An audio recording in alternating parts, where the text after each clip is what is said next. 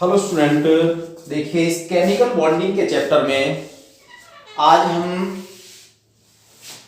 एक विशेष टॉपिक पर चर्चा करेंगे कि how to find a structural formula. किसी भी मॉलिक्यूल का हम संरचनात्मक सूत्र कैसे ड्रॉ करते हैं, कैसे किसी भी मॉलिक्यूल का हम संरचनात्मक सूत्र बनाते हैं। उसके लिए स्टूडेंट यहां पर मैं कुछ नियम आप लोगों को बता रहा हूं और साथ साथ यहां पर एग्जाम्पल को भी प्रूव करेंगे। सबसे पहला नियम है कि कंपाउंड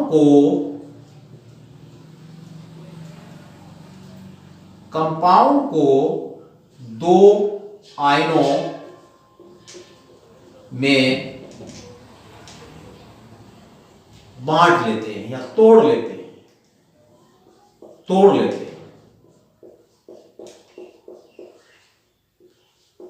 जो आयनिक कंपाउंड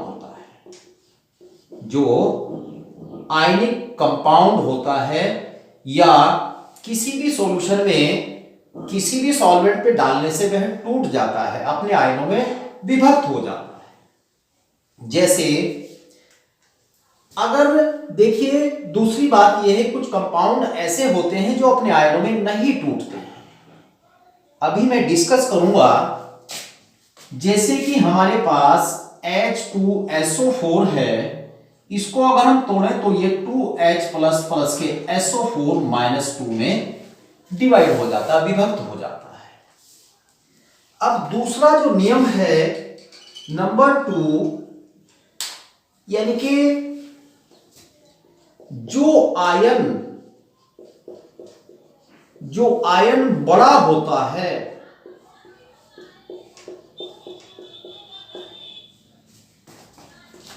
या किसी कंपाउंड में जिस परमाणु की संख्या कम होती है उसे सेंटर में लिखते हैं।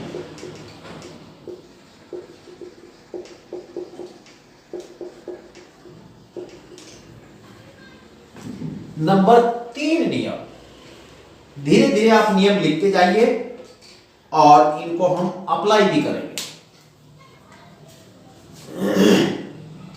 सभी परमाणुओं यानी कि जो कंपाउंड में उपस्थित है का इलेक्ट्रॉनिक कॉन्फ़िगरेशन कर लेते हैं। इलेक्ट्रॉनिक कॉन्फ़िगरेशन कर लेते हैं।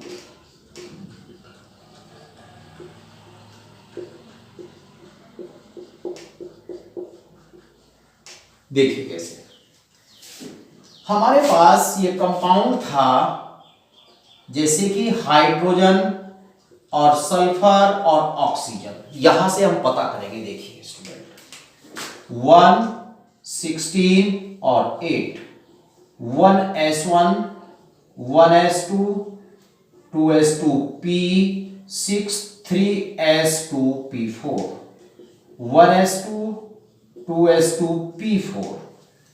अब स्टूडेंट इनके नेक्स्ट नियम है नंबर 4, प्रत्येक परमाणु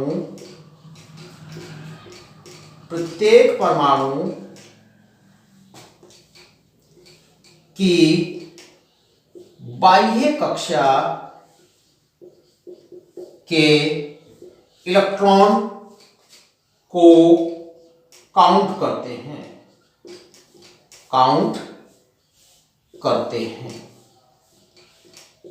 देखिए कैसे बाह्य कक्षा में 6 इलेक्ट्रॉन, इसमें भी 6 इलेक्ट्रॉन, इसमें 1 इलेक्ट्रॉन। फिर रूल नंबर 5,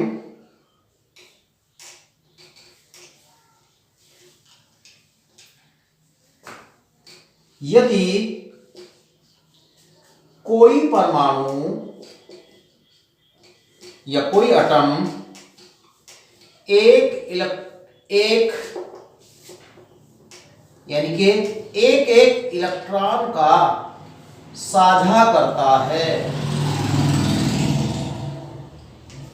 तो उनके बीच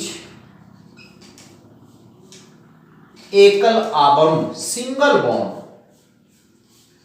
एकल बंध लगाते हैं।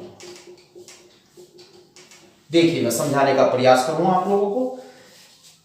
हमारे पास सबसे, मैंने लिखा था ना नियम, कि जो आयन बड़ा होता है या किसी कंपाउंड में जिस एटम की संख्या कम होती है उसे सेंटर में लिख लेते हैं। सल्फर की संख्या कम है, सल्फर को मैंने सेंटर में लिख दिया। अब देखिए नेक्स्ट नियम, सभी परमाणुओं का इलेक्ट्रॉनिक कॉन्फ़िगरेशन कर लेते हैं। हमने कर लिया है। बाह्य कक्षा की नंबर ऑफ इलेक्ट्रॉन चेक कर लेते हैं, हो गया।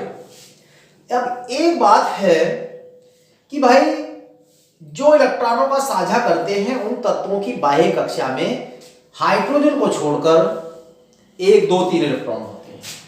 तो इसकी बाह्य कक्षा में कितने इलेक्ट्रॉन हैं भाई? 6 इलेक्ट्रॉन है।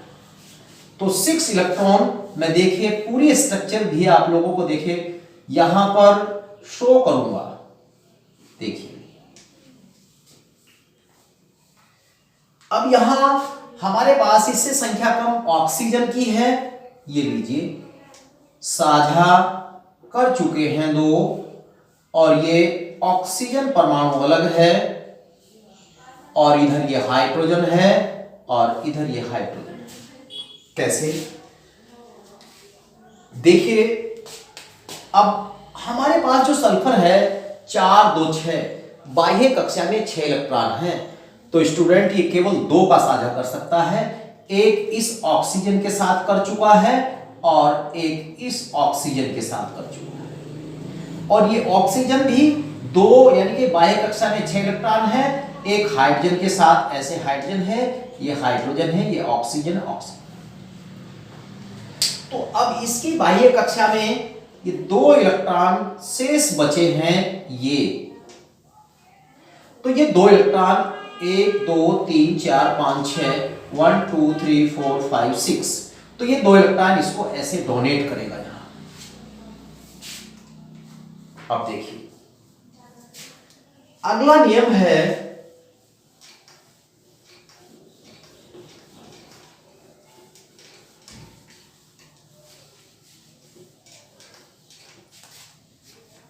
सिक्स नंबर नियम, यदि 2 परमाणु या एटम 2 2 इलेक्ट्रॉनों का साझा करते हैं,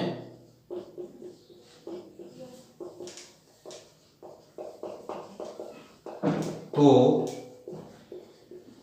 उनके बीच डबल बॉन्ड रखते हैं,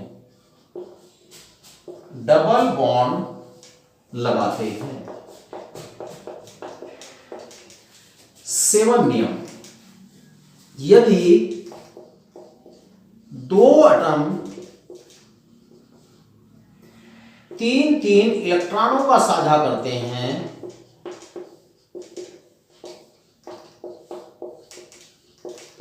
तो उनके बीच ट्रिपल बॉन्ड रखते हैं, लगाते हैं, ट्रिपल बॉन्ड लगाते हैं। रूल नंबर 8, यदि कोई परमाणु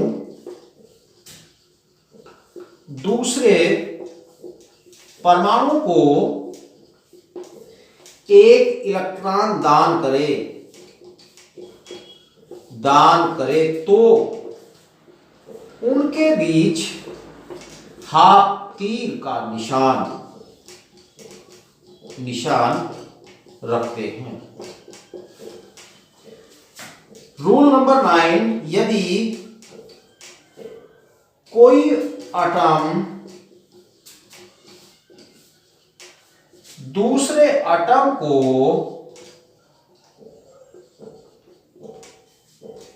दो इलेक्ट्रॉन दान करे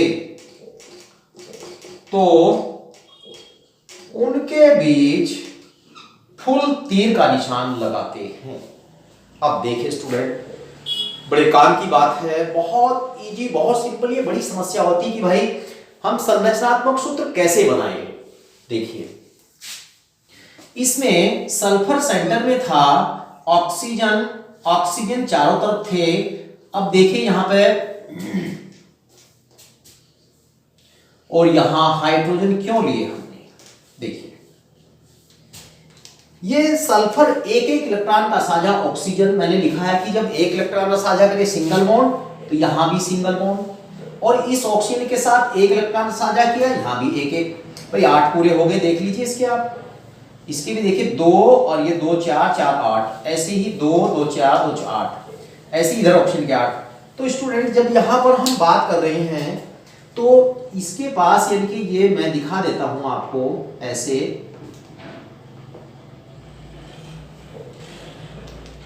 यहां एक इलेक्ट्रॉन क्रॉस वाला इसका है ये, और ये 0.0 और ये इसका इलेक्ट्रॉन, देख लीजिए।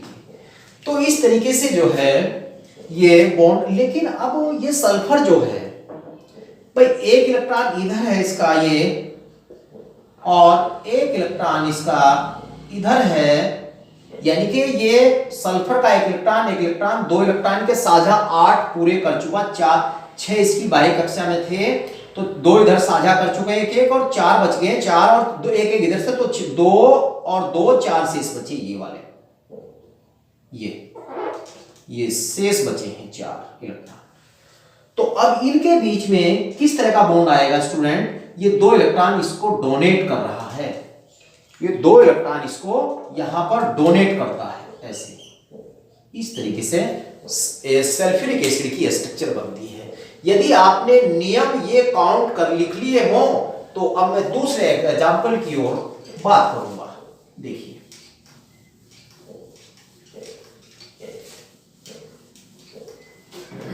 दूसरे एग्जांपल की बात करेंगे।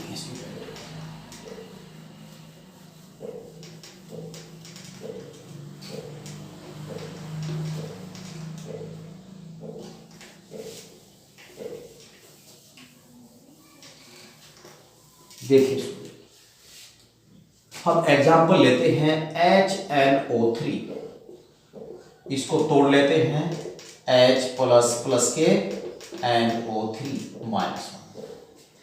तो सबसे पहले मैंने नाइट्रोजन लिया सेंटर में, ये ऑक्सीजन और ये ऑक्सीजन। दूसरा नियम था हमारा इलेक्ट्रॉनिक कॉन्फ़िगरेशन करना, ये रहा student 1 7 8 1s1 1s2 2s2 p3 1s2 2s2 p4। अब अगला नियम था बाह्य कक्षा के इलेक्ट्रॉन चेक करते हैं। देखिए स्टूडेंट, ये 1 है तो हाइड्रोजन अपवाद है, इसमें 8 पूरे नहीं हो सकते, तो यह केवल 1 इलेक्ट्रॉन का साझा ही करेगा। अब देखिए स्टूडेंट, ये नाइट्रोजन है, 3 और 2 5, बाह्य कक्षा में 5 इलेक्ट्रॉन हैं, तो 8 पूरे करने के लिए कितने का साझा करेगा? भाई 8 में से घटा लीजिए 5 बराबर 3 का साझा करेगा। ऑक्सीजन की बाह्य कक्षा में नंबर ऑफ इलेक्ट्रॉन कितने हैं? 6, तो 8 में से 6 घटा दीजिए, 2 का साझा करेगा। अब देखिए स्टूडेंट, कैसे यहां हम बात करेंगे, हमारे पास यहां अब बात कर रहे हैं कि ये तो केवल 3 का साझा कर सकता है, ये स्टूडेंट 3 का साझा कर सकता है, तो 1 इलेक्ट्रॉन का साझा यदि इसके साथ करा दिया जाए और इधर हाइड्रोजन इसके, तो ये कंप्लीट हो गया है 8।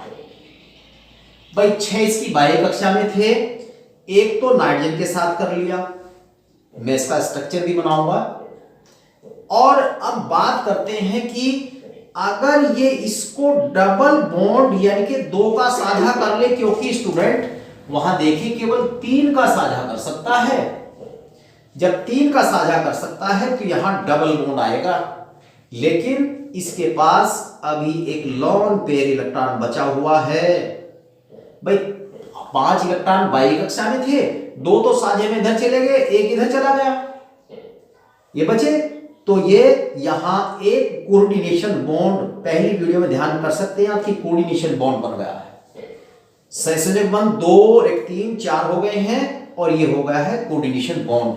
तो इस प्रकार से ये संरचनात्मक सूत्र बन जाता है। अगर मैं इसको शो करूं, अब देखिए आप, आउटर मोस्ट सेल की ही हम बात करेंगे।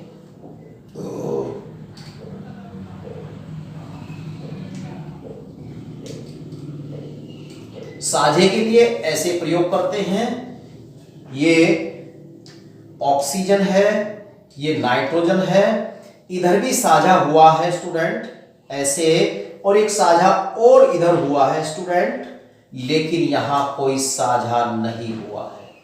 ऑक्सीजन, ऑक्सीजन और हाइड्रोजन, देखिए कैसे कैसे कितने इलेक्ट्रॉनों का साझा हुआ है। भाई ये देखिए 2 का, 2 यहां लिखेंगे और 2 यहां। इधर कितने का हुआ है?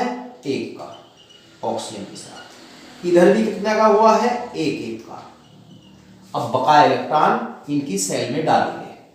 इस ऑक्सीजन की बाह्य कक्षा में 6 इलेक्ट्रॉन थे, देखिए इधर 1 का साझा इधर, 1 का साझा इधर, तो शेष बचे 4। 6 में से 2 गए 4, इस तरीके से। अब बात करते हैं, इस ऑक्सीजन की 6 थे, 2 इधर साझे में चल गए, बच गए 4।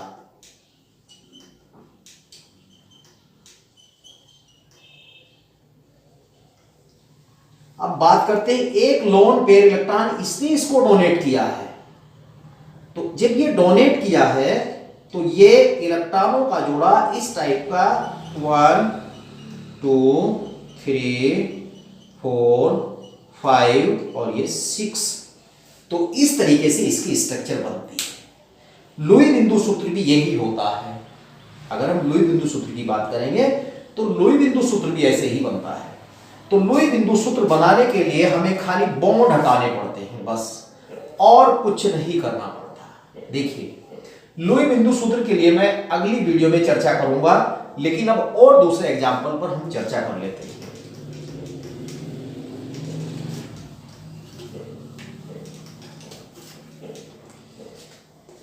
जैसे CO2 मॉलिक्यूल, देखिए सबसे पहले हमारा काम होता है स्टूडेंट इलेक्ट्रॉनिक कॉन्फ़िगरेशन करना, क्योंकि ये कंपाउंड अपने आयनों में नहीं टूट सकता।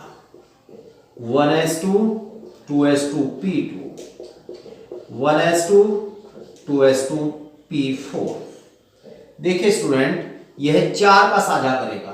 भाई 8 में से 4 घटा दीजिए, 4 का साझा करेगा। 8 में से 6 घटा दीजिए, 2 का साझा करेगा। देखिए हमारे पास ये कार्बन है, तो 2 का साझा इधर, भाई 4 का साझा कर सकता है ये इधर, कार्बन ऑक्सीजन ऑक्सीजन। जब साझा करेगा तो C डबल बॉन्ड O, मैंने क्या कहा था, जिसके साथ जितने इलेक्ट्रॉनों का साझा करता है उसके बीच में, कि 2 इलेक्ट्रॉनों का साझा इसके साथ किया तो डबल बॉन्ड, और 2 का साझा इसके साथ किया तो डबल बॉन्ड। कैसे स्टूडेंट? देखिए पहले साझे की ही हम बात कर लेते हैं। ये 2 का साझा किया, बकाया इलेक्ट्रॉन 4, 1 2 3 और ये 4। देखिए इसके इधर रखें तो 8, यहां रखें इसके 8, और यहां से ऐसे रखें 4 और 4, यानी कि ये 4 4 8। इसके अंदर आप देखें 8 इलेक्ट्रॉन पूरे हो रहे हैं। इसके अंदर 4 और 4, 4 ये हैं और 4 ये हैं, 8 इलेक्ट्रॉन। तो इस तरीके से हम संरचनात्मक सूत्र बना सकते हैं, और भी मैं अभी बना रहा हूं। देखिए हमारे पास एथिल एल्कोहल, या देखिए एथिल एल्कोहल में ले लेता हूं, C2H5OH। देखिए कार्बन और ये कार्बन, और फिर ये O, और फिर ये H।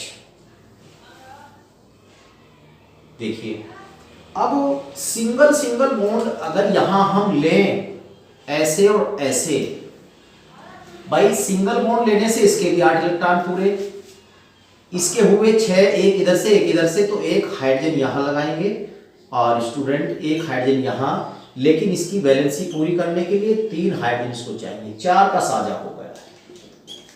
तो इस तरीके से हम ये संरचनात्मक सूत्र का निर्माण कर सकते हैं। अब और मैं एक एग्जांपल यहां एसिटिक एसिड का दिखाता हूं आपको, CH3COOH, एक C और ये दूसरा C, फिर यहाँ ये O और फिर ये H, और यहाँ देखिए इस तरीके से ये 4 साझा हो गया है, 1 2 3 4 का साझा कर सकता है। देखिए वहां पर कार्बन का इलेक्ट्रॉनिक कॉन्फ़िगरेशन करके, ऑक्सीजन का वही 6 2 का साझा, 1 और 1 2, और ये भी यहाँ पर 2 का साझा कर सकता है।